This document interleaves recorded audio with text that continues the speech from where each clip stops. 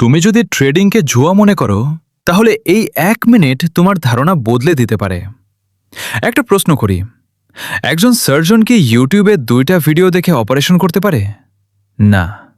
তাহলে একজন ট্রেডার কিভাবে 2-4টা ভিডিও দেখে হাজার হাজার ডলারের সিদ্ধান্ত নিতে যায়? এখানেই বেশিরভাগ মানুষ ভুল করে।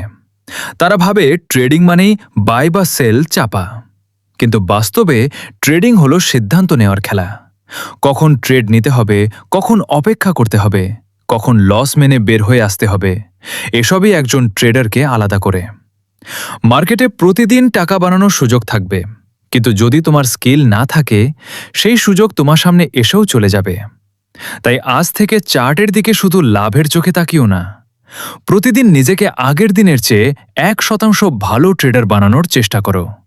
কারণ একদিনের বড় লাভ তোমাকে সফল বানায় না, বরং প্রতিদিনের সঠিক অভ্যাসই একজন সাধারণ মানুষকে সফল ট্রেডারে পরিণত করে।